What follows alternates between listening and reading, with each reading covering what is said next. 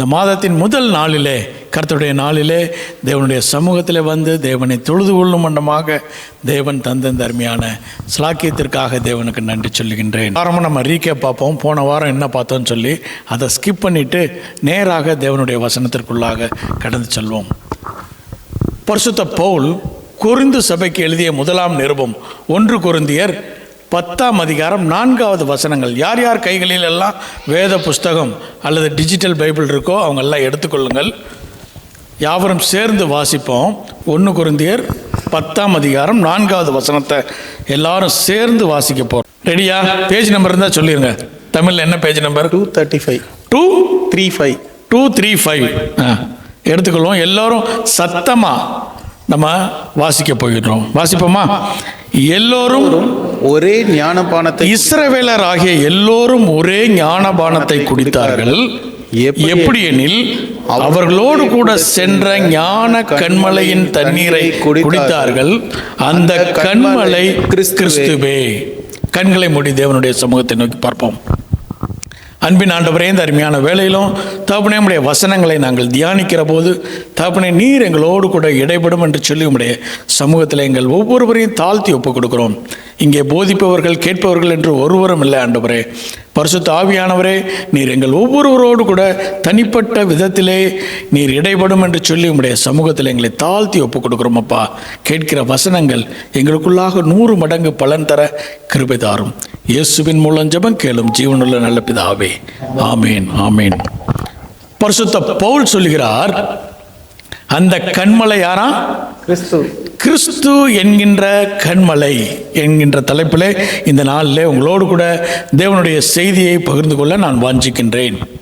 கண்மலை, முதலாவதாக வேதாகமத்திலே கண்மலை, கர்த்தரை கண்மலை என்று சொன்னவர் மோசே. எடுத்தவர்கள் வாசிப்போம். உபாகமம் 32ஆம் அதிகாரம் 4வது வசனத்தை வாசிப்போம். அவர் கண்மலை, அவர் என் கண்மலை, அவர் கிரியை உத்தமமானது, அவர் கிரியை உத்தமமானது, அவர் வழிகளெல்லாம் நியாயம், அவர் வழிகளெல்லாம் நியாயம், அவர் நியாயக்கேடில்லாத சத்தியமுள்ள தேவன், அவர் நீதியும் செம்மையுமானவர். கர்த்தர் நீதியும் செம்மையுமானவர். அவர் கர்த்தர் கண்மலை என்று சொல்கிறார். முதலாவதாக வேதாகமத்திலே மோசே சொல்றாரு, கர்த்தர் யாரா? கண்மலை என்று சொல்லுகிறார். அதற்கு பின்னதாக தாவீது எழுதிய ஒரு சங்கீதம் 2 சாமுவேல் 22ஆம் அதிகாரம் 2வது வசனம் வாசிப்போம். 1லிருந்தே வாசிப்போமே. 2 சாமுவேல் 22ஆம் அதிகாரம் 1-2 வசனங்களை வாசிப்போம். கர்த்தர் தாவீதை அவனுடைய எல்லா சத்துருக்களின் கைக்கும் சவுலின் கைக்கும் நீங்களாக்கி விடுவித்த போது அவன் கர்த்தருக்கு முன்பாக பாடின பாட்டு. தாவீது சொன்ன அந்த சங்கீதம், பாட்டை சாமுவேல் தன்னுடைய தீர்க்க தரிசன புஸ்தகத்திலே எழுதுகிறார். தொடர்ந்து வாசிப்போம். கர்த்தர் என் கண்மலையும் என் கோட்டையும் என் இரட்சகருமானவர். போதும். தாவீது சொல்றாரு, கர்த்தர் என் கண்மலை, என் கோட்டை, என் இரட்சகருமானவர் என்று சொல்லி. இதே சங்கீதத்தை சங்கீதங்களின் புஸ்தகம் 18ஆம் அதிகாரத்தில் பார்த்தோம்னா 50 வசனங்கள், 50 verses, அதையே தான் சாமுவேல் இந்த இடத்துல எழுதுகிறார். 2 சாமுவேல் 22ஆம் அதிகாரத்தில் அதே சங்கீதத்தின் 50 வசனங்களை அவர் எழுதுகிறார். தாவீது சொல்றாரு, மோசே சொல்றாரு கர்த்தர் கண்மலை என்று சொல்லி. ஆனா தாவீது சொல்றாரு கர்த்தர் என் கண்மலை. அவர் தாவீது ராஜாவாக இருக்கிறார். அவருக்கு திரளான சோல்ஜர்ஸ், திரளான இராணுவம் இருக்கிறது, திரளான மக்கள் அவர்களுக்கு பின்னதாக இருக்கிறார்கள். ஆனால் அவர் சொல்றாரு, எனக்கு இவைகள் எல்லாம் இல்லை, இந்த ராஜாவினுடைய பொசிஷன் அல்ல, எனக்கு காவலாக இருக்கக்கூடிய இந்த சேனாதிபதிகள் அல்ல, இந்த சேவகர்கள் அல்ல, என்னுடைய கோட்டையும் அரணும் கண்மலையும் யார் என்று சொல்கிறார்? கர்த்தர். கர்த்தர் மாத்திரமே என் கண்மலை, கர்த்தர் மாத்திரமே என் கோட்டை என்று சொல்கிறார்.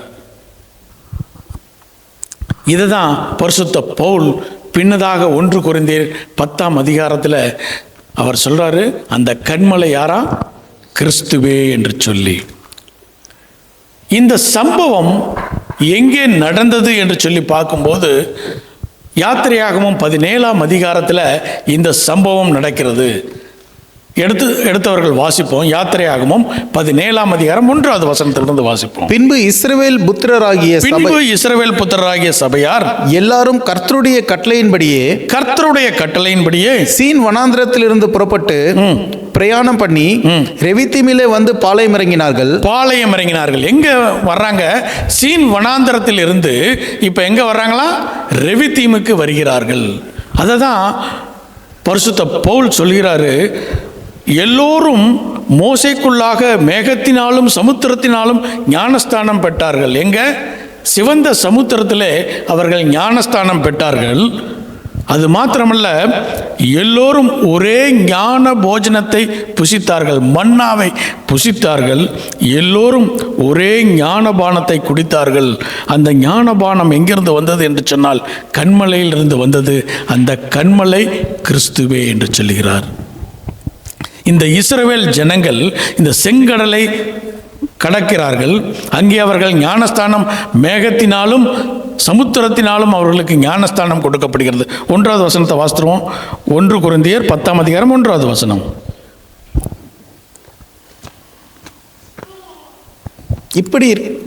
இப்படி இருக்க சகோதரரே, நீங்கள் எவைகளை அறிய வேண்டும் என்றால், நம்முடைய பிதாக்கள் எல்லாரும் மேகத்துக்கு கீழாயிருந்தார்கள், எல்லாரும் சமுத்திரத்தின் வழியாய் நடந்து வந்தார்கள், எல்லாரும் மோசேக்குள்ளாக மேகத்தினாலும் சமுத்திரத்தினாலும் ஞானஸ்தானம் பண்ணப்பட்டார்கள்.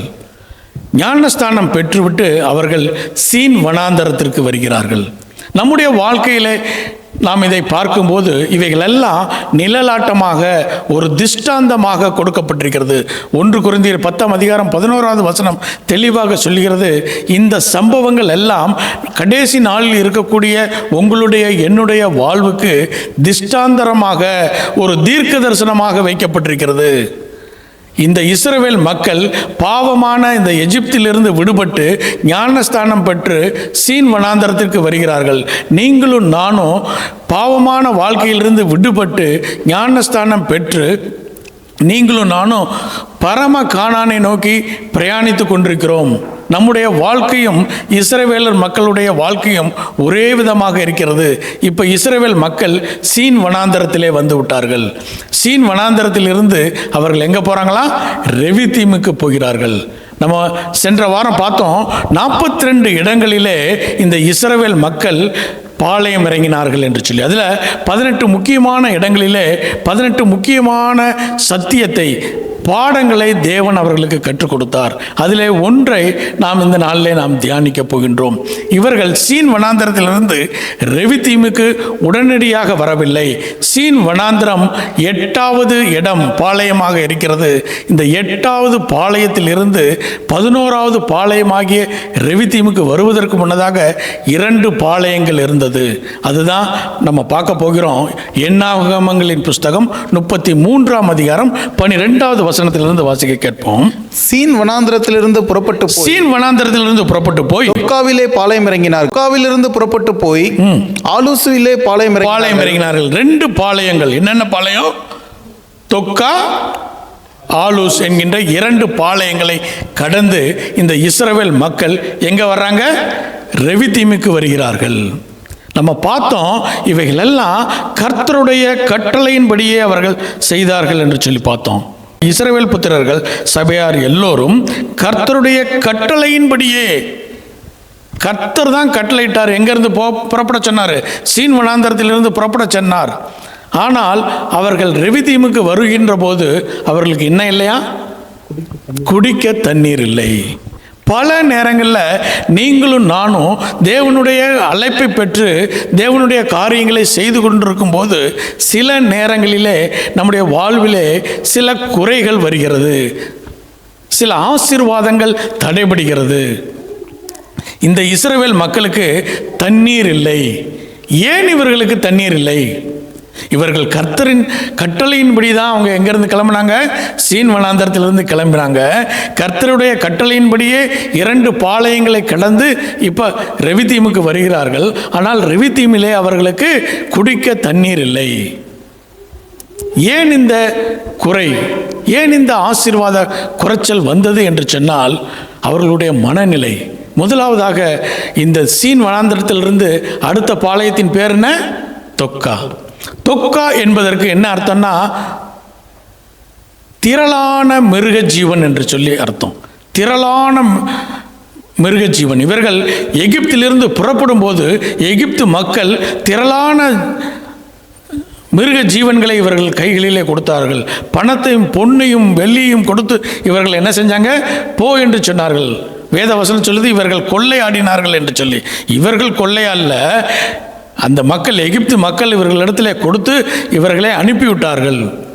இந்த ஆசீர்வாதங்கள் எல்லாம் யாருனால வந்தது என்று சொன்னால் கர்த்தராலே வந்தது. இந்த திரளான இந்த மிருக ஜீவன்கள் யாரால் கிடைத்தது என்று சொன்னால் கர்த்தர் தான் இவங்களுக்கு கொடுத்துருக்கிறாரு. இந்த திரளான மிருக ஜீவன்களை கொண்டு வந்து தொப்பாலை வந்து இறங்குகிறார்கள். அந்த இடத்துல இறங்கிட்டு அவங்க நினைக்கிறாங்க இவ்வளவு திரளான மிருக ஜீவன்கள் எங்களுக்கு இருக்கிறது என்று சொல்லி. இரண்டாவது இடம் என்னது? ஆலூஸ். ஆலூஸ் என்று சொன்னால் என்னுடைய வாழ்வாதாரம் என்று சொல்லி அர்த்தம். ஆலூஸ் என்றால் என்ன அர்த்தம்? வாழ்வாதாரம். இப்ப இஸ்ரவேல் மக்கள் இதுவரையிலே கர்த்தரை வாழ்வாதாரமாக பார்த்து கொண்டிருந்த ஜனங்கள் இப்ப எதை பார்க்க ஆரம்பிச்சிட்டாங்க? மிருக ஜீவன்களை பார்க்க ஆரம்பித்து விட்டார்கள். கர்த்தரை வாழ்வாதாரமாக கொண்டு வந்த இஸ்ரவேல் மக்கள் சீன் வனாந்தரத்தை கடந்த உடனே, செங்கடலை கடந்த உடனே அவர்கள் என்ன நினைக்கிறாங்க? இப்ப எங்களுடைய வாழ்வாதாரம் எது? இந்த மிருக ஜீவன்கள், திரளான மிருக ஜீவன்கள் இருக்கிறது. இதை கொண்டு நாங்கள் திரளான பணத்தை ஈட்டுக்கொள்வோம், இதை கொண்டு எங்களுடைய வாழ்வு செம்மையாக நடக்கும் என்று சொல்லி அவர்களுடைய கண் எதன் மீது போய்விட்டது? மிருக ஜீவன்கள் மீது போய்விட்டது. அதனால தான் அவர்களுக்கு அங்கே தண்ணீர் இல்லாமல் போனது. இதுவரைக்கும் அவர்களுக்கு தண்ணீர் இல்லாமல் போகவே இல்லை. இந்த ரெவிதீமிலே வந்த உடனே அவர்களுக்கு தண்ணீர் இல்லாமல் போய்விட்டது. வாசிப்போமா? யாத்திரையாகவும் 17ஆம் அதிகாரம் 1வது 2வது வசனத்தை வாசிப்போம். பின்பு இஸ்ரவேல் புத்திரராகிய சபையார் எல்லாரும் கர்த்தருடைய கட்டளையின்படியே சீன் வனாந்திரத்திலிருந்து புறப்பட்டு பிரயாணம் பண்ணி ரெவித்தீமிலே வந்து பாளையம் இறங்கினார்கள். அங்கே ஜனங்களுக்கு குடிக்க தண்ணீர் இல்லாதிருந்தது. அப்பொழுது ஜனங்கள் மோசேயோட வாதாடி, நாங்கள் குடிக்கிறதற்கு எங்களுக்கு தண்ணீர் தர வேண்டும் என்றார்கள். அதற்கு மோசே, என்னோட ஏன் வாதாடுகிறீர்கள்? கர்த்தரை ஏன் பரீட்சை பார்க்கிறீர்கள் என்றான். 3வது வசனம். ஜனங்கள் அவ்விடத்திலே தண்ணீர் தவணமாயிருந்தபடியினால் அவர்கள் மோசேக்கு விரோதமாக முறுமுறுத்து, நீர் எங்களையும் எங்கள் பிள்ளைகளையும் எங்கள் ஆடு மாடுகளையும் தண்ணீர் தவணத்தினால் கொன்று போட எங்களை எகிப்திலிருந்து ஏன் கொண்டு வந்தீர் என்று சொல்லி கேட்கிறார்கள். இப்ப அவங்க கேட்கிறாங்க, எங்களை எதுக்கு கொண்டு வந்தீங்க? ஏன் இந்த பிரச்சனை வந்தது என்று சொன்னால், கர்த்தரை வாழ்வாதாரமாக கொண்ட ஜனம், இஸ்ரவேல் ஜனம் இப்போது மிருக ஜீவனை வாழ்வாதாரமாக பார்க்கிறார்கள். ஒருவேளை இதை நம்முடைய வாழ்வோடு கூட கனெக்ட் பண்ணி பார்த்தா, நீங்களும் நானும் ஞானஸ்தானம், ஆண்டவராகி இயேசு கிறிஸ்துவை சொந்த இரட்சகராக ஏற்றுக்கொண்டு ஞானஸ்தானம் பெற்று பரம கானானை நோக்கி நாம் பயணித்து கொண்டிருக்கிறோம். பல நேரங்களில் நம்ம கர்த்தரை வாழ்வாதாரமாக, சோர்ஸ் ஆஃப் லைஃபாக கொண்டிருந்தோம். ஆனால் சில நேரங்களில் நம்மளுடைய கண்கள் எப்படி மாறுது? உலகத்தின் காரியங்களின் மீது வாழ்வாதாரத்தை, இந்த உலகம் கொடுத்த வேலை அல்லது கொடுக்கப்பட்ட ஆசீர்வாதங்களை நீங்களும் நானும் வாழ்வாதாரமாக பார்க்கின்ற போது அந்த ஆசீர்வாதம் நமக்கு குறைவாக போகிறது. பல நேரங்களில் நம்முடைய வாழ்க்கையில் கர்த்தர் ஆசீர்வாதத்தை கொடுத்திருக்கிறார். இந்த ஆசீர்வாதங்கள் எல்லாம் கர்த்தராலே கொடுக்கப்பட்ட ஆசீர்வாதங்கள். பல நேரங்களில் நம்ம என்ன செய்கிறோம்? அந்த ஆசீர்வாதத்தை நாம் மேன்மைப்படுத்தி விட்டு கர்த்தரை விட்டு விடுகிறோம். அப்போ குறை நம்முடைய வாழ்விலே வருகிறது. இந்த இஸ்ரவேல் மக்கள் அப்படித்தான் செஞ்சாங்க. சீன் வனாந்தரத்தை கடந்த உடனே அவருடைய ஜீவன்களை பார்த்து அதை வாழ்வாதாரமாக, அதை ஆலூஸ், அது சோர்ஸ் ஆஃப் லைஃப் என்று சொல்லி அவர்கள் நினைத்த உடனே அவர்களுடைய மிருக ஜீவன்களுக்கு தண்ணீர் இல்லாமல் போனது. தண்ணீர் இல்லாமல் போனது யாருக்கு தான் போச்சு? மிருக ஜீவனுக்கு தான் போச்சு. ஒரு வசனத்தை வாசிப்போம். ஏசாயா தீர்க்கதரிசியின் புஸ்தகம் 48ஆம் அதிகாரம் 21வது வசனம் வாசிப்போம்.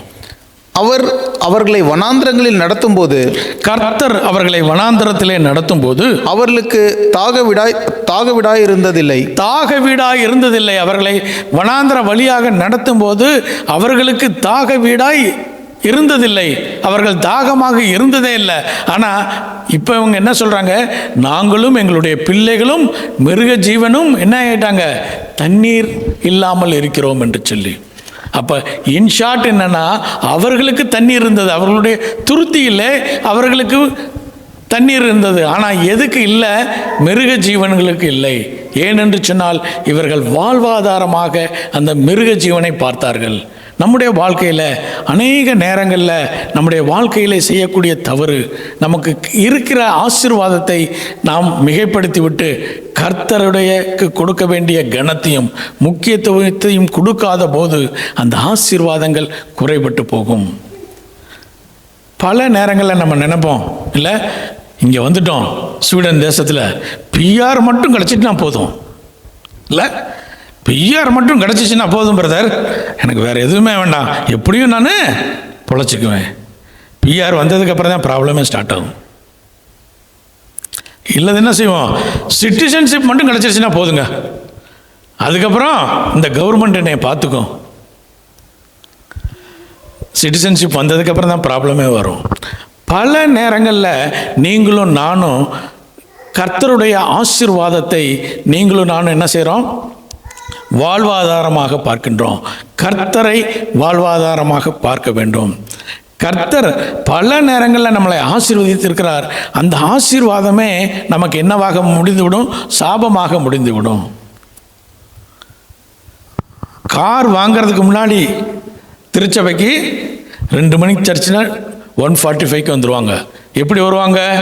பஸ்ஸை பிடிச்சி, எஸ்எல் பஸ்ஸை பிடிச்சி, அப்புறம் டுன்னல் பண்ணாவை பிடிச்சி, அப்புறம் பெண்டல்டாகை பிடிச்சி, அப்புறம் நடந்து 1:45க்கு வந்துடுவாங்க. இப்போ கார் வந்துருச்சு. கார் வந்துன்னு சொல்லுவாங்க, ரொம்ப ஸ்னோவாக இருக்குது, கொஞ்சம் என்னாகும், ரோடெல்லாம் ஸ்லிப் ஆகிற மாதிரி இருக்குது, இந்த வாரம் வேணால் விட்டுட்டு, எப்படியும் யூடியூப்பில் தான் போட்டுருவார், 10 மணிக்குள்ளே போட்டுருவார். மெசேஜை எங்கே இருந்தே கேட்டுக்கலாம், வீட்டில் இருந்தே கேட்டுக்கலாம். எதுக்கு இவ்வளோ கஷ்டப்படணும்? ஆசீர்வாதம் வர்ற வரைக்கும் என்ன செஞ்சோம்? கஷ்டப்பட்டோம், கர்த்தரை தேடினோம். ஆனால் அந்த ஆசீர்வாதம் வந்த உடனே கர்த்தரை மறந்து விடுகிறோம். நம்முடைய வாழ்க்கையில் இப்படிப்பட்ட சம்பவங்கள் நடக்கிறது. திருமணம் ஆகிறதுக்கு முன்னாடி என்ன செய்வோம்? ஒழுங்காக ஜெபம் பண்ணுவோம், எப்படியாவது திருமணம் ஆகிட்டா போதும். அப்புறம் குழந்தை பிறந்துருச்சுன்னா போதும். அதுக்கப்புறம் குழந்தைய பார்த்துக்கணும் இல்லை பிரதர், அவங்க தானே, கர்த்தர் தானே கொடுத்துருக்குறாரு, ஃபேமிலி டைம் வேணும்ல. பல நேரங்களில் நீங்களும் நானும் கர்த்தருக்கு கொடுக்க வேண்டிய முக்கியத்துவத்தை கொடுக்காத காரணத்தினாலே நம்முடைய வாழ்க்கையிலே பிரச்சனையை கர்த்தர் கொண்டு வரணும்னு அவசியம் இல்லை. நாமே என்ன செஞ்சுக்கிறோம்? அந்த ஆசீர்வாதத்தை நாம் என்ன செய்கிறோம்? அதை சாபமாக மாற்றி விடுகிறோம். இந்த இஸ்ரவேல் மக்கள் சீன் வனாந்தரத்திலிருந்து ரெவிதீமுக்கு வரும்போது அவர்கள் கர்த்தரை வாழ்வாதாரமாக கொண்டிருந்த மக்கள் இப்போ தங்களிடத்தில் இருந்த மிருக ஜீவன்களை அவர்கள் வாழ்வாதாரமாக பார்க்கிற போது அந்த மிருக ஜீவன்களுக்கு என்ன இல்லை? தண்ணீர் இல்லை. ஒரு இன்டர்பிரிட்டேஷன் இவ்விதமாக சொல்கிறது, அந்த மிருக ஜீவன்கள் ஒரு 6 hours வாட்டர் இல்லைன்னா அந்த மிருக ஜீவன்கள் என்ன செய்யுமா? மரித்து போய்விடுமா? அந்த சூழ்நிலையில் இருக்குது. அதை பார்த்த உடனே தான் அவர்களால் தாங்க முடியல, போய் மோசேட்ட முறையிடுறாங்க, எங்களை எதுக்கு கூட்டிகிட்டு வந்தீங்க எகிப்திலிருந்து? எங்களுடைய மிருக ஜீவன்கள் எல்லாம் மரித்து போகிறதே என்று சொல்லுறாங்க. அப்போ மோசே என்ன செய்தார் என்று சொல்லி தொடர்ந்து வாசிப்போம். யாத்திரையாகவும் 17ஆம் அதிகாரம் 4வது வசனத்திலிருந்து. மோசே கர்த்தரை நோக்கி கூப்பிட்டு, இந்த ஜனங்களுக்கு நான் என்ன செய்வேன்? இவர்கள் என்மேல் கல்லெறிய பார்க்கிறார்களே என்றான். அப்பொழுது கர்த்தர் மோசேயை நோக்கி, நீ இஸ்ரவேல் மூப்பரில் சிலரை உன்னோடே கூட்டிக் கொண்டு, ஒரு இன்டர்பிரேஷன் விதமாக சொல்கிறது, இஸ்ரவேல் மூப்பர்களில் 12 பேரை கூட்டிக் கொண்டு என்று சொல்லி எழுதப்பட்டிருக்கிறது. 12 பேர், கோத்திரத்துக்கு ஒரு தலைவராக ஒரு மூப்பராக தேர்ந்தெடுத்து கொண்டு அந்த 12 மூப்பர்களை கூட்டிக் கொண்டு தொடர்ந்து வாசிப்போம். நீ நதியை அடித்த உன் கோலை உன் கையிலே பிடித்துக்கொண்டு ஜனங்களுக்கு முன்னே நடந்து போ. முதல்ல சொல்றாரு, எத்தனை பேரை கூட்டிட்டு போகணுமா? 12 மூப்பர்களை. 12 மூப்பர்கள் யாரை அடையாளப்படுத்துகிறார்கள் என்று சொன்னால் 12 அப்போஸ்தலர்களை அடையாளப்படுத்துகிறார்கள். இவைகளெல்லாம் திஷ்டாந்தங்களாகவும் தீர்க்க தரிசனமாகவும் கடைசி நாளில் இருக்கக்கூடிய உங்களுக்கும் எனக்கும் எழுதப்பட்டிருக்கிறது. 12 அப்போஸ்தலர்களை இவர்கள் அடையாளப்படுத்துகிறார்கள். இந்த மூப்பர்களை கூட்டிக் கொண்டு மோசே போணுமா? கையில் எதை பிடித்துக்கொண்டு வாசிப்போம். நீ வெறும் கோலை பிடித்து கொண்டுன்னு சொல்ல, அதுக்கு முன்னதாக என்ன சொல்லிருக்கு? நீ நதியை அடித்த கோல். ஏன் பரிசுத்த ஆவியானவர் அந்த இடத்துல நதியை அடித்த கோல் என்று சொல்லுகிறார்கள் என்று சொன்னா, முதலாவதாக கோல் என்று சொன்னால் என்னன்னு பார்ப்போம். கோல்னா எதை அடையாளப்படுத்துகிறது? ஏசாயா தீர்க்கதரிசியின் புஸ்தகம் 11ஆம் அதிகாரம் 4வது வசனம் வாசிப்போம். ஏசாயா தீர்க்கதரிசியின் புஸ்தகம் 11ஆம் அதிகாரம் 4வது வசனம். நீதியின்படி ஏழைகளை நியாயம் விசாரித்து யதார்த்தத்தின்படி பூமியில் உள்ள சிறுமையானவர்களுக்கு தீர்ப்பு செய்து பூமியை தமது வாக்கின் கோலால் கோலால். அப்ப கோல் எதை அடையாளப்படுத்துகிறது? வாக்கு. அந்த காலத்தில் பேப்பர்லாம் இல்லை, அக்ரிமெண்ட்லாம் போட முடியாது. அப்போ வாக்குத்தத்தங்களை எதில் தான் எழுதுவாங்களாம்? கோலில் தான் எழுதுவாங்க. ஆபிரகாம் கோலில் எழுதி யார்கிட்ட கொடுத்தாரு? ஈசாக்கு யாக்கோபின் இடத்துல கொடுத்தாரு. அப்போ அந்த கோல் என்று சொன்னால் வார்த்தையை, வாக்குத்தத்தங்களை அடையாளப்படுத்துகிறது. அந்த வாக்குத்தத்தத்தை எடுத்துக்கொள்ள வேண்டும் என்று சொல்கிறார். அந்த வாக்குத்தத்தமும் எந்த வாக்குத்தத்தமா? நதியை அடித்த. இப்போ இஸ்ரவேல் மக்கள் அந்த கோலை எப்படி பார்க்குறாங்கன்னா, யாத்திரையாகமங்களின் புஸ்தகம் 7ஆம் அதிகாரம் 20, 21வது வசனத்தை வாசிப்போம். யாத்திரையாகமும் 7ஆம் அதிகாரம் 20வது வசனம், 21வது வசனத்தை வாசிப்போம். கர்த்தர் கட்டளையிட்டபடி மோசேயும் ஆரோனும் செய்தார்கள். பார்வோனுடைய கண்களுக்கு முன்பாகவும் அவன் ஊழியக்காரரின் கண்களுக்கு முன்பாகவும் கோலை ஓங்கி நதியில் உள்ள தண்ணீரை அடிக்க. நதியினுடைய தண்ணீரை அடித்தானா? இப்ப தண்ணீர் அடித்த உடனே அடுத்த வசனம், அந்த தண்ணீர் என்னவாக மாறுகிறது? ரத்தமாக மாறுகிறது. தொடர்ந்து வாசிப்போம். நதியில் உள்ள தண்ணீர் எல்லாம் ரத்தமாய் மாறிற்று. நதியின் மீன்கள் செத்து நதி நாறி போயிற்று. நதியின் தண்ணீரை குடிக்க எகிப்தியருக்கு கூடாமற் போயிற்று. எகிப்து தேசம் எங்கும் ரத்தமாய் இருந்தது. இப்ப இந்த கோலாலே தண்ணீரை அடித்தா என்னாகும்? தண்ணீர் நல்லா இருந்த தண்ணீர் எப்படி ஆயிரும்? ரத்தமாக மாறும். இப்ப இந்த இஸ்ரவேல் மக்கள் இந்த கோலை பார்த்தாலே என்னதான் செய்றாங்க? இந்த கோலால் அடித்தா என்ன வந்துடும்? இருக்கிற தண்ணியும் குடிக்க முடியாமல் போயிடும். பல நேரங்களில் வாக்குத்தத்தங்களை நாம் அவ்விதமாகவே பார்க்குறோம். கர்த்தருடைய வாக்குத்தத்தம் சில நேரங்களிலே எச்சரிப்பு கொடுத்தாலும் நம்மை ஆசீர்வதிக்கிற வார்த்தைகளாக இருக்கிறது. அதனால தான் கர்த்தர் சொல்கிறாரு, நீ நதியை அடித்த கோல். இந்த இஸ்ரவேல் மக்கள் அந்த கோலை பார்த்தாலே என்ன நினைக்கிறாங்க? இது தண்ணீர், உள்ள தண்ணீரும் ரத்தமாய் மாறிவிடும் என்று சொல்லி. அதனால தான் சொல்கிறாரு, அந்த கோலை எடுத்துக்கொண்டு 12 மூப்பர்களை கூட்டிக் கொண்டு நீ போ. தொடர்ந்து வாசிப்போம். யாத்திரையாகம புஸ்தகம் 17ஆம் அதிகாரம் 5வது வசனத்திலிருந்து வாசி. அப்பொழுது கர்த்தர் மோசேயை நோக்கி, நீ இஸ்ரவேல் மூப்பரில் சிலரை உன்னோடே கூட்டிக் கொண்டு நீ நதியை அடித்த உன் கோலை உன் கையிலே பிடித்துக்கொண்டு ஜனங்களுக்கு முன்னே நடந்து போ. அங்கே ஓரேபிலே நான் உனக்கு முன்பாக கன்மலையின் மேல் நிற்பேன். நீ அந்த கன்மலையை அடி. அப்பொழுது ஜனங்கள் குடிக்க அதிலிருந்து தண்ணீர் புறப்படும் என்றார். அப்படியே மோசே இஸ்ரவேல் மூப்பரின் கண்களுக்கு முன்பாக செய்தான். தொடர்ந்து வாசிப்போம். இஸ்ரவேல் புத்திரர் வாதாடினது நிமித்தமும் கர்த்தர் எங்கள் நடுவில் இருக்கிறாரா இல்லையா என்று அவர்கள் கர்த்தரை பரீட்சை பார்த்தது நிமித்தமும் அவன் அந்த ஸ்தலத்திற்கு மாசா என்றும் மேரிபா என்றும் பெயரிட்டான். இப்போ அங்கே தான் கன்மலையை மோசே அடிக்கின்றார். அடிக்கும்போது என்னாச்சு? தண்ணீர் புறப்பட்டு வந்தது. கன்மலையின் மீது வந்து கர்த்தர் நிற்கிறாரு. அந்த கன்மலையை நதியை அடித்த கோலினாலே மோசே என்ன செய்கிறாரு? அடிக்கிறார். அடித்த உடனே அதிலிருந்து தண்ணீர் புறப்பட்டு வந்தது. இந்த சம்பவம் யார் முன்னதாக நடந்தது? 12 மூப்பர்களுக்கு முன்னதாக நடந்தது. கோலை அடித்தது யாரு? மோசே. மோசே இஸ்ரவேல் மக்களை அடையாளப்படுத்துகிறார். மோசே இஸ்ரவேல் மக்களை அடையாளப்படுத்துகிறார். இஸ்ரவேல் மக்களினாலே கர்த்தர் அடிக்கப்படுவார் என்று சொல்லி, கர்த்தர் அடித்த உடனே தண்ணீர் புறப்பட்டு வந்தது. இது தண்ணீர் புறப்பட்டு வந்தது மோசையினால தான் இந்த தண்ணீர் புறப்பட்டு வந்தாலும், இந்த இஸ்ரவேல் மக்களையும் அவர்களுடைய மிருக ஜீவன்களுக்கும் தண்ணீர் கொடுத்தது யார் என்று சொன்னால் மிரியாம். மிரியாம் அந்த இஸ்ரவேல் மக்களை வரிசையாக நிறுத்தி யார் யார் எவ்வளோ டைம் குடிக்கணும்னு சொல்லி டைம் ஃபிக்ஸ் பண்ணி இந்த மிரியாம் என்ன பண்ணாங்களாம், எல்லாருக்கும் தண்ணீர் கிடைக்கும் வண்ணமாக பார்த்தாங்களாம்.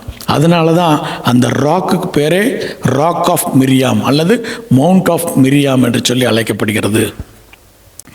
மிரியாம் தான் அந்த தண்ணீரை எல்லா இஸ்ரவேலருக்கும் கிடைக்கும் வண்ணமாக பண்ணிய ஒரு ஸ்திரீ.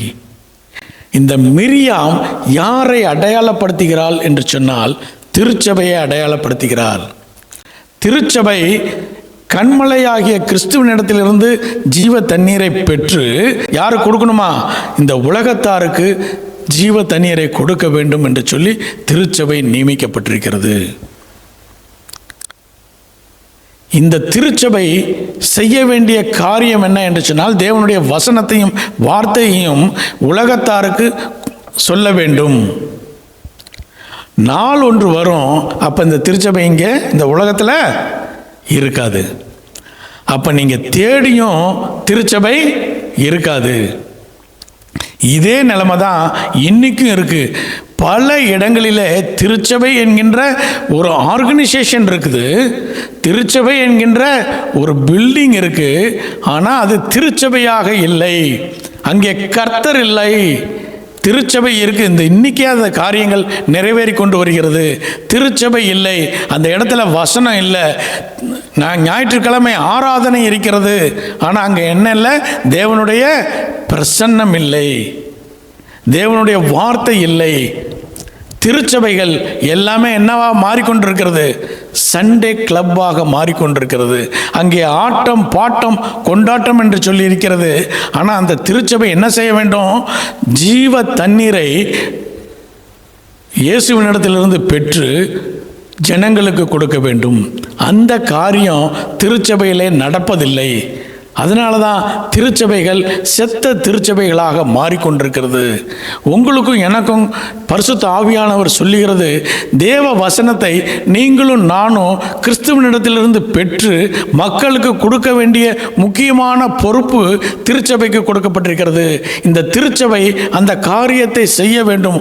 ஒருவேளை அதை செய்யலைன்னா அந்த திருச்சபை என்ன ஆகிடும், டெட் சர்ச்சாக, மரித்த திருச்சபையாக மாறிவிடும். திருச்சபை தேவனுடைய வசனத்தை பிரசங்கிக்க வேண்டும். தேவ வசனம் அந்த இடத்திலே கிரியை செய்ய வேண்டும். இன்று பல திருச்சபைகளிலே இப்படிப்பட்ட தேவ வசனங்களே இல்லை. ஒரு நாள் உண்மையான மனவாட்டி திருச்சபை எடுத்துக்கொள்ளப்படும். அந்த திருச்சபை எடுத்துக்கொள்ளப்படும் போது அதுக்கப்புறம் வசனத்தை மக்கள் தேடுவாங்க. ஆனால் என்ன இருக்காது, வசனம் இருக்காது, ஜீவ தண்ணீர் கிடைக்காது. இந்த ஜீவ தண்ணீரை கொடுக்க வேண்டுமே ஆனால் இந்த மரியாமால் தான் முடியும், மோசையால் முடியாது, மூப்பர்களால் முடியாது. இந்த மிரியாம் தான் செஞ்சாங்க. இந்த மிரியாமின் வேலை என்னன்னா திருச்சபைக்கு அடையாளப்படுத்துகிறது. திருச்சபை அந்த காரியத்தை செய்ய வேண்டும். நீங்களும் நானும் தேவனுடைய வசனத்தை பிரசங்கிக்க வேண்டும். இந்த மிரியாமை போல நீங்களும் நானும் திருச்சபையாய் செயல்பட வேண்டும். ஒருவேளை அது நீங்கள் செயல்படாமல் இருந்திருந்தால் இந்த நாளில் நீங்கள் ஒப்பு கொடுக்கணும், கர்த்தாவே உம்முடைய வசனத்தை பிரசங்கிக்கக்கூடிய காரியங்களை என்னுடைய நாவிலே வெய்யும் ஆண்டவரே, உம்முடைய வார்த்தையை என்னுடைய நாவிலே வெய்யும், உம்முடைய வார்த்தைகளை நான் உலகத்திற்கு சொல்ல வேண்டும். அதை சொல்லும்போது அது ஜீவ ஊற்றாய் அவர்களிடத்திலிருந்து புறப்பட்டு போக வேண்டும் ஆண்டவரே என்று சொல்லி நீங்களும் நானும் கேட்கும்போது கர்த்தர் நிச்சயமாய் உங்கள் ஒவ்வொருவரையும் மிரியாமாக மாற்ற தேவன் வல்லவராய் இருக்கிறார். மிரியாம் எல்லோருக்கும் அந்த தண்ணீரை பெற்றுக் கொடுத்தாள். பல நேரங்களில் முதலாவதாக நம்ம பார்த்தோம், பல நேரங்களில் நீங்களும் நானும் கர்த்தரை சோர்ஸ் ஆஃப் லைஃபாக பார்க்க வேண்டிய திருச்சபை கர்த்தர் கொடுத்த ஆசீர்வாதத்தை சோர்ஸ் ஆஃப் லைஃபாக பார்த்து கொண்டிருக்கிறது. கொடுத்த வேலையாக இருக்கலாம், அல்லது நாலேஜாக இருக்கலாம், அல்லது படிப்பாக இருக்கலாம், நம்முடைய சேவிங்காக இருக்கலாம், அல்லது நம்முடைய சிட்டிசன்ஷிப்பாக இருக்கலாம். இவைகள் ஆசீர்வாதம் அல்ல. நம்முடைய ஆசீர்வாதம் தேவனிடத்திலிருந்து மாத்திரமே வருகிறது. அதை தான் யாக்கோபு தன்னுடைய நிருபத்தில் 1ஆம் அதிகாரம் 17வது வசனம் என்று சொல்லி நினைக்கிறேன். யாக்கோபு 1ஆம் அதிகாரம் 17 என்று சொல்லி நினைக்கிறேன். நன்மையான எந்த ஈவும், நன்மையான எந்த ஈவும், பூரணமான எந்த வரமும், பூர்ணமான எந்த வரமும் பரத்திலிருந்து உண்டாகி சோதிகளின் பிதாவினிடத்தில் வருகிறது. பிதாவாகிய தேவனிடத்திலிருந்து வருகிறது. எல்லா ஆசீர்வாதம் தேவனுடைய கரத்திலிருந்து தான் வருகிறது. நம்ம பல நேரங்களில் சில மனிதர்களின் மூலமாக நமக்கு ஆசீர்வாதம் வந்திருக்கலாம். ஆனால் அதனுடைய சோர்ஸ் யார்? மனிதர்கள் அல்ல, கர்த்தர் என்று சொல்லி நீங்களும் நானும் அறிந்து கொள்ள வேண்டும். இந்த இஸ்ரவேல் மக்களைப் போல ஆசீர்வாதத்தையும் நமக்கு இருக்கக்கூடிய வேலைகளுக்கு முக்கியத்துவம் கொடுத்து கர்த்தருக்கு கொடுக்க வேண்டிய முக்கியத்துவத்தை நீங்களும் நானும் கொடுக்காம விட்டால் நம்முடைய வாழ்க்கையிலே இப்படிப்பட்ட குறைகள் வரும். அதை நீங்களும் நானும் புரிந்து கொள்ள வேண்டும். இரண்டாவது, திருச்சபையாக மிரியாமை போல தேவனுடைய கரத்திலிருந்து, இயேசு கிறிஸ்துவின் இடத்திலிருந்து வார்த்தையை பெற்று உலகத்திற்கு கொடுப்பவர்களாக நீங்களும் நானும் இருக்க வேண்டும். சரி, இப்போ எல்லாருக்கும் தண்ணீர் கிடச்சிருச்சு. இந்த தண்ணீர், இந்த கண்மலை என்ன செஞ்சுச்சான்? எடுத்தவர்கள் வாசிப்போம். 1 கொரிந்தியர் 10ஆம் அதிகாரம் 4வது வசனத்தை வாசிப்போம். எல்லாரும் ஒரே ஞானபானத்தை குடித்தார்கள். எப்படி எனில் அவர்களோட கூட சென்ற அவர்களோடு கூட சென்ற ஞான கண்மலை. இந்த ஞான கண்மலை என்ன செஞ்சுச்சான்? ஒரே இடத்துல இல்லையா, அந்த கண்மலை என்ன செஞ்சுச்சான்? நகர்ந்து கொண்டே இவர்களோடு கூட போச்சான். எங்கெங்கெல்லாம் போகிறாங்களோ அங்கெங்கெல்லாம் இவர்களுக்கு தண்ணீர் கொடுத்து கொண்டே வந்ததான். சீன் வனாந்தரத்தில் இவர்கள் இருந்து கடந்து ரெவிதீமுக்கு வர்றாங்க. ரெவிதீமில் இவர்களுக்கு கண்மலை தண்ணீரை கொடுக்கறது. இந்த தண்ணீர் இவர்கள் போகிற வழியெல்லாம் இவர்களோடு கூட வந்துச்சான். எது வரைக்கும் வந்துச்சான்? இன்னொரு இடத்துலையும் தண்ணீர் இல்லாமல் போச்சு. எந்த இடம்? இன்னொரு இடம் காதேஸ் வனாந்தரத்தில். எடுத்தவர்கள் வாசிப்போம். என்னாகவும் 20ஆம் அதிகாரம் 2வது வசனத்திலிருந்து வாசிப்போம். ஜனங்களுக்கு தண்ணீர் இல்லாதிருந்தது. ரெவிதீம்ல இருந்து கடந்து பல நாட்கள் பிரயாணம் பண்ணிவிட்டு இப்ப காதேஸ் வனாந்தரத்தில் வந்துடுறாங்க. 2வது வசனத்தை வாசிப்போம். ஜனங்களுக்கு தண்ணீர் இல்லாதிருந்தது, மறுபடியும் தண்ணீர் இல்லாமல் போய்விட்டது. அப்பொழுது அவர்கள் மோசேக்கும் ஆரோனுக்கும் விரோதமாக கூட்டம் கூடினார்கள். ஜனங்கள் மோசேயோட வாக்குவாதம் பண்ணி, எங்கள் சகோதரர் கர்த்தருடைய சந்நிதியில் மாண்டபோது நாங்களும் மாண்டு போயிருந்தால் நலமாயிருக்கும். மறுபடியும் உங்களுக்கு அதே பிரச்சனை வந்துருச்சு. முதல்ல என்ன நினைச்சாங்க? இவங்க மிருக ஜீவன்களை இவர்கள் என்ன நினைச்சாங்க? வாழ்வாதாரமாக பார்த்தபோது, கர்த்தரை வாழ்வாதாரமாக பார்க்க வேண்டிய ஜனங்கள் மிருக ஜீவனை வாழ்வாதாரமாக பார்த்தபோது இவர்களுக்கு தண்ணீர் இல்லாமல் போனது. இப்போ மறுபடியும் இவர்கள் காதேஸ் வனாந்தரத்தில் வந்துட்டாங்க. இப்போ என்ன ஆயிடுச்சான்? தண்ணீர் இல்லாமல் போனது. இப்போ ஏன் தண்ணீர் இல்லாமல் போனது? 1வது வசனத்தை வாசிப்போமே. இஸ்ரவேல் புத்திரரின் சபையார் எல்லாரும் 1ஆம் மாதத்தில் சீன் வனாந்திரத்திலே சேர்ந்து ஜனங்கள் காதேசிலே தங்கியிருக்கையில் மிரியாம் மரணமடைந்து என்னானாலாம்? மிரியாம் யாருக்கு அடையாளப்படுத்துகிறார்? மிரியாம் சபை, திருச்சபைக்கு. திருச்சபை மரித்து விட்டால் என்னாகும்? மீண்டும் தண்ணீர் பஞ்சம் வரும். ஏனென்று சொன்னால் இந்த மிரியாம் திருச்சபை தான் கண்மலையின் இடத்திலிருந்து தண்ணீரை பெற்று இந்த உலகத்திற்கு தர வேண்டிய ஒரு பொறுப்பு. இப்போ மிரியாம் மரித்தபடினாலே மீண்டும் தண்ணீர் பஞ்சம் வருகிறது. அப்போ கர்த்தர் என்ன செய்தார் என்று சொல்லி பார்ப்போம். சுருக்கமாக வாசிப்போம். தொடர்ந்து 20ஆம் அதிகாரம் 7வது வசனத்திலிருந்து வாசிப்போம். கர்த்தர் மோசேயை நோக்கி, நீ கோலை எடுத்துக்கொண்டு நீயும் உன் சகோதரனாகிய ஆரோனும் சபையாரை கூடி வரச் செய்து அவர்கள் கண்களுக்கு முன்னே கண்மலையை பார்த்து பேசுங்கள். இருங்க, இப்போ ஆரோனையும் யாரையும் கூட்டிட்டு போக சொல்றாரு? முதல்ல யாரை கூட்டிட்டு போக சொன்னாரு? மூப்பர்களை கூட்டிட்டு போக சொன்னாரு. இப்போ யாரை கூட்டிட்டு போக சொல்றாரு? சபையார் யாவரையும் கூட்டிட்டு போங்கன்றாரு. முன்னாடி 12 அப்போஸ்தலர்கள் இருந்தாங்க, இப்போ 12 பேர் பத்தாது, இப்போ எல்லாரையும் என்ன செய்ய சொல்றாரு? சபையார் எல்லோரையும் கூட்டி கொண்டு போங்கள். அப்படின்னா சபையார் எல்லோரும் தேவனுடைய வசனத்தை பிரசங்கிக்கிறவர்களாக மாற வேண்டும். தொடர்ந்து வாசிப்போம். அவர்கள் கண்களுக்கு முன்னே கண்மலையை பார்த்து பேசுங்கள். கண்மலையை பார்த்து பேசுங்கள். அதுக்கு முன்னாடி 8வது வசனத்தின் தொடக்கத்தில் சொல்லியிருக்குது, நீ எதை எடுத்துக்கொண்டு போகணுமா? கோலை எடுத்துக்கொண்டு. முதல்ல அடிக்கிறதுக்கு என்ன வேணும்? கோல் வேணும். பேசுறதுக்கு எதுக்குங்க கோல்? பேச தானே போக போகிறோம், இதுக்கு எதுக்கு கோலை எடுத்துகிட்டு போக சொல்லணும்? அப்போ அந்த இடத்துல என்ன சொல்கிறாருன்னா, கோல் எதை அடையாளப்படுத்துகிறது? வார்த்தையை அடையாளப்படுத்துகிறது. அப்போ பேசுனா போய் மவுண்டன்ட்ட போய் நல்லா இருக்கிறியா, கொஞ்சம் தண்ணி தரையான்னு கேட்கறது இல்லை. எதை பேச சொல்கிறாரு? தேவனுடைய வசனத்தை பேசு, தேவனுடைய வாக்கு தத்தத்தை பேசு. அப்போ கண்மலை என்ன செய்யுமா? தண்ணீரை கொடுக்கும். ஆனால் மோசே என்ன செஞ்சாரு?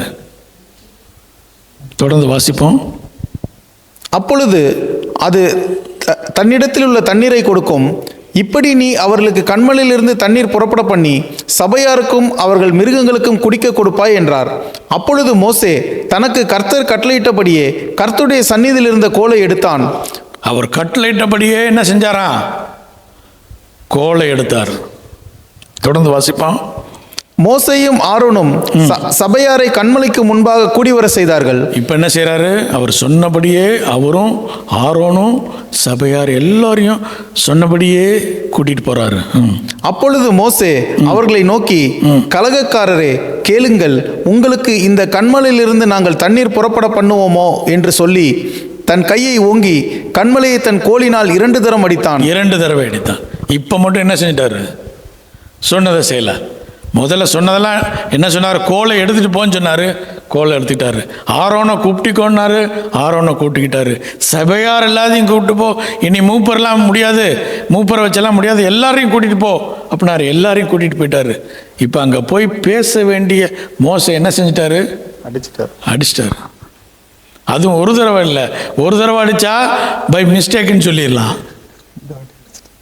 ஒரு தடவை அடித்தா மிஸ்டேக்கு, 2வது தடவையும் சேர்த்து அடித்தா கண்டிப்பாக அது என்னது? டிஸ்ஒபீடியன்ட்.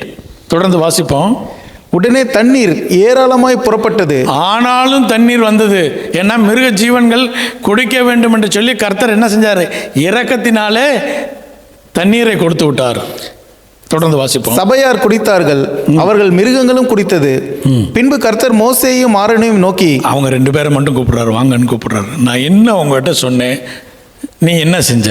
தொடர்ந்து வாசிப்போம். இஸ்ரவேல் புத்திரரின் கண்களுக்கு முன்பாக என்னை பரிசுத்தம் பண்ணும்படி நீங்கள் என்னை விசுவாசியாதபடியினாலே நான் சொன்ன காரியத்தை நீ செய்யல. ஏன் பேசுன்னு சொன்னதை இவர் ஏன் அடிச்சாரு? By experience. முதல்ல என்ன செஞ்சோம்? அடிச்சாதான் தண்ணி வரும். நம்ம எக்ஸ்பீரியன்ஸ் மெனி டைம் நம்ம என்ன செய்கிற தவறுன்னா, நம்ம எக்ஸ்பீரியன்ஸை நம்ம பிலீவ் பண்ணிடுவோம். கர்த்தருடைய வார்த்தைக்கு நாம் முக்கியத்துவம் கொடுக்காம நம்முடைய எக்ஸ்பீரியன்ஸ், முன்னாடிலாம் நாங்கள் அப்படி தாங்க செஞ்சோம், இப்போ என்ன தான் செய்யணும்? அப்படி தான் செய்யணும். அந்த நேரத்தில் கர்த்தர் அப்படி உங்களை வழி நடத்தினார். அங்கேருந்து உங்களை புறப்பட பண்ணி எங்கே கொண்டு வந்துட்டார்? காதேஸ் வனாந்தரத்துக்கு கொண்டு வந்துட்டார். முதல்ல சீன் வனாந்தரத்திலிருந்து ரெவித்தீம் வந்தபோது அடின்னு சொன்னார். ஆனால் இப்போ சொல்கிறாரு, நீ வார்த்தையை பேசு. சபையார் யாவரும் வார்த்தையை பேசுன்னு சொன்னால் நம்ம என்ன செய்கிறோம்? இயேசுவை எப்படா சிலுவையில் அடிக்கலான்னு இயேசுவை தேடிக்கிட்டே இருக்கிறோம். திருச்சபை யாரடா சிலுவையில் இறங்கலாம் அப்படின்னு திருச்சபை பார்த்துக்கிட்டே இருக்கு. அதனால தான் கர்த்தர் சொல்கிறார், நீ என்ன செய்ய மாட்ட? தொடர்ந்து வாசிப்போம். கானான் தேசத்தை இந்த சபையாருக்கு நான் கொடுத்த தேசத்துக்குள் நீங்கள் அவர்களை கொண்டு போவதில்லை என்றார். நீங்கள் 2 பேருமே கொண்டு போக போகிறதில்லை. மோசேக்கு கொடுத்த ஒரு மிகப்பெரிய ஸ்லாக்கியம் அவருடைய கையை விட்டு போனது. ஏனென்று சொன்னால் அவர் என்ன செஞ்சார்? டிஸ்ஒபே பண்ணார். கர்த்தருடைய வார்த்தைக்கு அவர் மீறினார். விசுவாசியாதபடிக்கு அவர் என்ன செஞ்சார்னா, தன்னுடைய எக்ஸ்பீரியன்ஸை அடித்தாதான் தண்ணி வரும், முதல்ல அடிச்சிருக்கிறேன், அதே மாதிரி இன்றைக்கும் செய்யணும். அன்னைக்கு அப்படி சொன்னார். இன்னைக்கு கர்த்தர் வேறு விதமாய் உங்களையும் என்னையும் வழி நடத்தப் போகிறார். அவருடைய வார்த்தைக்கு நீங்களும் நானும் செவி கொடுத்து நீங்களும் நானும் அவருடைய வழிகளிலே நடக்கும்போது மாத்திரமே எதை சுதந்திரித்து கொள்ள முடியும்? வாக்குத்தத்தம் பண்ணப்பட்ட பரம கானானை நீங்களும் நானும் சுதந்திரித்து கொள்ள முடியும். எனக்கு இப்படி தான் சொல்லி கொடுத்தாங்க, இதை தான் செய்வேன் என்று சொல்வது அல்ல. கர்த்தர் என்ன சொன்னாரோ அந்த காரியத்திற்கு நீங்களும் நானும் முழுமையாய் நம்மை ஒப்பு கொடுக்கும்போது மாத்திரம்தான் நம்முடைய பரம கானானை நீங்களும் நானும் அடைய முடியும். இவைகளெல்லாம் திஷ்டாந்தங்களாக கொடுக்கப்பட்டிருக்கிறது. பழைய ஏற்பாட்டிலே நடந்த இந்த சம்பவங்கள் பரிசுத்த பவுல் வரிசையாக எழுதுகிறார். 1 கொரிந்தியர் 10ஆம் அதிகாரத்தில் வரிசையாக என்னென்ன நடந்ததுன்னு சொல்கிறார். 11வது வசனத்தை சொல்கிறார். இவைகள் எல்லாம் திஷ்டாந்தங்களாக தீர்க்க தரிசனமாக உங்களுக்கும் எனக்கும் கொடுக்கப்பட்டிருக்கிறது. இதனுடைய மீனிங்கை நீங்களும் நானும் இன்டர்பிரட் பண்ணி நீங்களும் நானும் புரிந்து கொண்டு செயல்படும் போது மாத்திரமே பரம கானானை அடைய முடியும். ஆனால் கர்த்தர் மிகவும் இரக்கமுள்ளவர். என்ன சொன்னார்? மோசையை பார்த்து என்ன சொல்லிட்டாரு? நீ இந்த கானான் தேசத்திலே வழி நடத்துவதில்லை, நீ கண்ணால் மாத்திரம்தான் பார்க்க முடியும். அதான் போன வாரம் பார்த்தோம். மவுண்ட் நெபுல இருந்து எல்லாவற்றையும் காமிக்கிறாரு, இந்த இடங்களை எல்லாம் பார்க்குறாரு.